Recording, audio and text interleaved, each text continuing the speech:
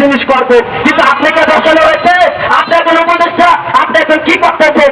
আপনাকে দয়া করে আমি বলতে চাই, আপনি যদি ব্যর্থ হন, আপনি যদি এই উপদেষ্টা চেয়ারে বসে ব্যর্থ হন, তাহলে আপনি সসম্মানে আপনার চেয়ার ছেড়ে দেন এবং এখানে যোগ্য লোককে বসার তৈরি করে দেন, যোগ্য লোককে বসার জায়গা তৈরি করে দেন এবং স্বরাষ্ট্র উপদেষ্টার কাছে বিনীত অনুরোধ যে আহত যারা আছে তাদের সুচিকিৎসা করে দেন, তাদেরকে যত তাড়াতাড়ি সম্ভব বিদেশে নিয়ে সুচিকিৎসা করে দেন।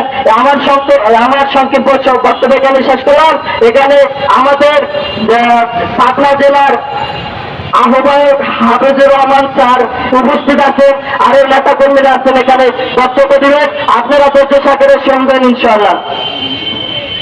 প্রিয় উপস্থিতি, জুলাই গণ অভ্যুত্থানে আহত শহীদ পরিবারের আজকের এই অনুষ্ঠানের সংহতি প্রকাশ করবেন প্রধান অতিথি হিসাবে উপস্থিত হয়েছেন বাংলাদেশ জাতীয়তাবাদী দল বিএনপির চেয়ারপারসন উপদেষ্টা জননেতা হাবিবুর রহমান হাবিব ভাই।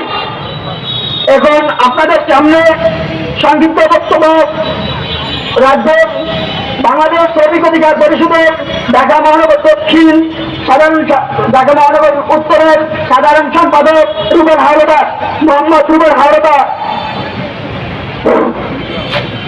দুর্নীতি আর সংস্কার কি একসাথে চলে?